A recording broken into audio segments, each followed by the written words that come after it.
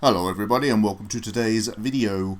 I want to talk about game difficulty today, particularly in reference to a couple of new titles that will shortly land on the Nintendo Switch, the two remakes of Nippon Ichi's Prinny platformers. I believe they come out in the next week.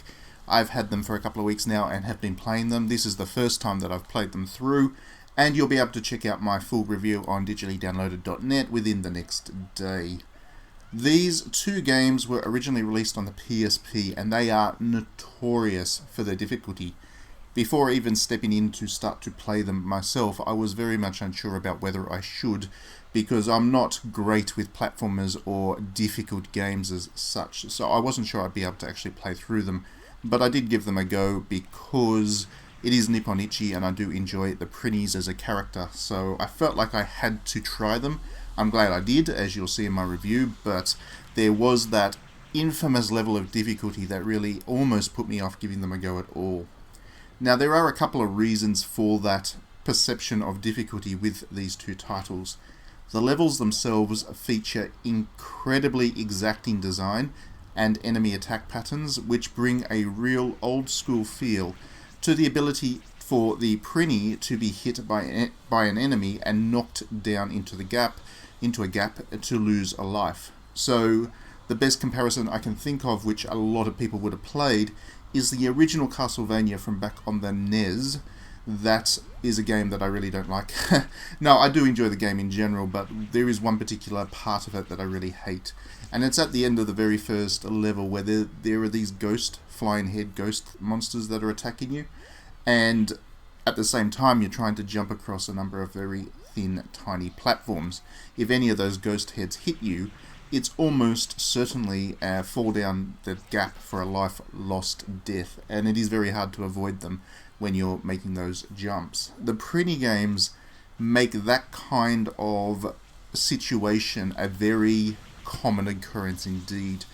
Throughout pretty much every single level, there are at least a couple of instances where you have to contend with that blend of enemy attacks coming at you at a time where you're trying to avoid falling down pitfalls. The second reason for the difficulty is a lack of mobility in the Prinnies themselves once they're airborne. They all have the standard range of platformer moves, double jumps, standard attacks. There's even a Yoshi-like butt bash from the air which knocks out any enemy underneath. Unfortunately, what makes it difficult is once a Prinny is airborne, they're very difficult to maneuver mid-air, and the lack of mobility will catch you out over and over again now that we are used to platformers allowing us to tweak and adjust our movement in air. It's just something that we take for granted because it is a kind of quality of life thing, and these Prinny games don't have that. Deliberately by design, but they don't have that. So on the surface of things, it does seem like these games are very difficult, but the thing is, unlike many of the older and genuinely difficult games like Castlevania that I just mentioned, the Prinny games are well and truly aware of what they are. They knew that they'd get this reputation before they were even released, and I imagine that was the case back with the PSP as well. The developers clearly knew what they were creating, and they just roll with that. So you get 1,000 lives at the start of the game, and a huge part of the game's humour is wrapped up in watching that counter tick down. It is the core mechanic for the entire space of both games, that you are constantly watching the number of Prinnies you have access to ticking down towards zero. As somebody who is genuinely terrible at platformers, watching that counter tick down very fast is initially something that I found to be frustrating as all hell, but it all started to click with me at a point, and it would have been fairly early on in the game actually that it clicked with me, and I started to laugh along with it rather than be frustrated by it. And generally speaking, when I find a game genuinely difficult, I'm not really laughing along with it. So that was the first indication I had that this perception for difficulty is perhaps a clever gameplay gimmick without necessarily being genuine difficulty as such. And that's the point of the rest of this video while you watch some footage of the Switch Prinny games in action. I want to talk about difficulty as a concept in video games. It is something that is, it's a well-trodden topic, let's face it. There are a lot of people that have had opinions put out there already. I just haven't done it within the space of my own videos, so I did want to address it in this one. Because I do have the feeling that genuine difficulty is no longer appropriate in video games. It's not something that we want to see, and it's not something that developers want to give. Even those games that have a reputation for being very difficult, like the Prinny titles, or something like Dark Souls, to use the infamous example, I don't believe that the developers are setting out to make those as difficult as possible. They're more a test of perseverance, or in the case of the Prinny games, an opportunity to have a bit of fun with expectations with the games that you're playing. And that is something very different to the kind of difficulty, the raw difficulty that we once saw in video games. The reason for difficulty back in the day was that it was a form of padding. Games were very short experiences. They were very limited in terms of the amount of data they had access to, the cartridge sizes, the file sizes needed to be very small, and because of that, the developers didn't have much to work with. Even with JRPGs, if you somehow got rid of the enemy encounters and difficulty spikes of Final Fantasy I, for example, the original one on the NES, you'd be looking at a game that is just a couple of hours in length. It's actually very short. The same goes for the original Dragon Quest. These games were made longer because you would have to grind your way through to level your character up so you could fight the next boss or get into the next area where there was a difficulty spike. The remake of Final Fantasy I, which does lower the difficulty considerably, ends up being much, much shorter to play through as a consequence. Platformers are the same. Because there weren't so many levels, or if there were a fair few levels like the original Super Mario Bros., the levels were over very quickly, only a minute or two in length at most. The developers needed to find some alternative way to make sure that players felt like they were getting value for money. Because remember, the price of games back then was not that different to the price of games now, especially when you adjust for inflation. If anything, they were a little bit more expensive back then, so people needed to get their money's worth. And the easiest path to do that with limited resources that developers had access to was to make people replay levels over and over and over and over again, perhaps to an infinite level, a number of times, and that is genuine difficulty. They had to put genuine, almost impossible to beat, if not impossible to beat, difficulty into their games. The impact that had was that they created games that a lot of people will never be able to actually finish.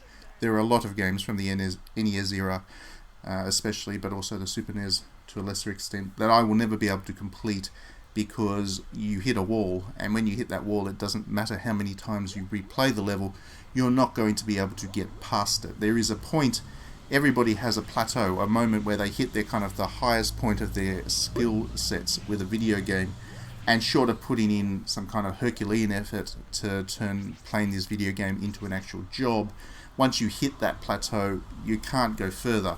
And a lot of early era video games set their difficulty at a point above what a lot of people would be able to reach with their skill sets.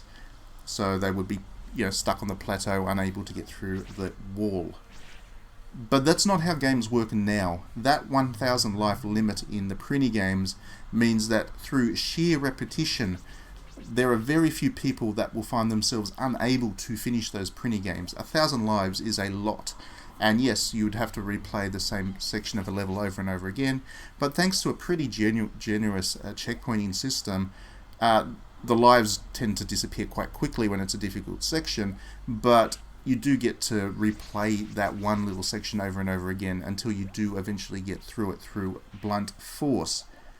So the numbers of those Prinnies do drop faster than I can knock back beers, but the perseverance got me through these games, regardless of my skill level, which was obviously not always enough for actually getting through the levels through sheer skill. I had to blunt force my way through myself.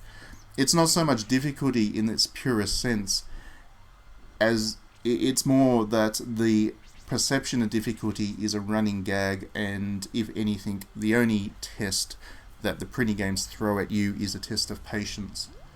There is a similar thing that goes for the Souls games. You might need to grind like crazy and retry bosses a dozen or so times, if not more, but you are eventually going to win those battles and make progress through the game. You will remember the enemy attack patterns at some point, and as that becomes clearer, it does become much easier to get through those bosses. And I think in most cases people are able to finish Dark Souls as long as they are willing to sit down with it and go through it and be patient with it. They will be able to get through it. That's different to the earlier Kingsfield games, which were the Souls games before they became Souls games. The Kingsfield games, you definitely could feel like you'd hit a wall again because the difficulty level was set very high, and it was a genuine difficulty, and if you hit that wall, there was often the perception that there was no way through it. And then you would probably, if you're anything like me, give up and kind of go and play something else. Ultimately, I think game developers these days want you to finish games. Even the developers of the Prinny games and the Souls games or whatever other dark, difficult game you can think of, the developers want you to be able to finish them. So they make sure that you have access to the tools that with a bit of perseverance, you'll be able to get through them. And I think that intent is the ultimate difference here, and it's worth keeping in mind when we talk about difficult games. Once games were challenges to overcome. Now they're experiences to experience. The experience might be a bit of a light-hearted comedy, such as the quest for that a thousand penguin-like things have to track down some panties that were stolen from a demon lord. That's the actual plot of one of these two games. It might be an experience of rich atmosphere and intensity like it is with the Dark Souls. Thematically, these two experiences couldn't be more different. The thing that they have in common, however, is that they use a perception of difficulty to further that theme and that experience, but it is only a perception and it is a mask for what is ultimately a game that is there to be finished. Now, I can't think of too many games that are genuinely difficult that have been developed in recent times. There is one that I covered earlier in the year that was called The Eternal Castle. I think that game is genuinely difficult, and the fact I still haven't managed to finish it despite trying quite a few times now would seem to back that up. It's one of the few games of the past decade that doesn't seem to genuinely care if the player can complete it or not. If anything, it seems like it doesn't want to be completed. That's part of the mystique of the game. I would love to hear from the audience watching this video if you think of any others, because I'm certainly interested in checking them out if I haven't already, or being reminded of their existence if I've somehow forgotten them. Otherwise, please do stay tuned to DDNet. I have a review of these two Prinny games going live in the next day or so, as I mentioned earlier in the video.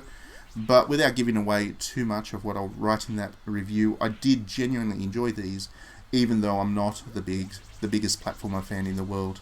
I think it's the irreverent nature of them and the fact that they seem to be designed right down to the most basic structure to be a lampoon of platformers. It's like there's this deliberate Ed Wood attempt at the platformer genre, and that is something I'm definitely here for. It's a bit of surrealistic genre deconstruction, if you will, if we wanted to put an artsy term to it. That's what I get the feeling of from these games, and that's very enjoyable to me. But anyway, just to wrap all these things up and finish things off as I usually do, please do mash that like and subscribe button if you enjoy my videos. There's also a little bell that you can tap on that will make sure that you get alerts for each of my videos to your email or whatever. That way you won't miss a single one of them, and I do know I produce quite a few videos, so I would certainly love for you to be able to watch them all if they are of interest. Otherwise, also please consider backing me on Patreon. For $1 a month, you get access to all the visual novels that I create, and I am deep into development of a very big visual novel at the moment. And on top of that, you do support my continued efforts to grow both this video channel as well as digitallydownloaded.net, which is a very big task, but it has grown nicely thanks to the support of the most dedicated listeners and watchers and readers out there. So I'd like to thank you all for your support. And yeah, otherwise, we will see you at the next video.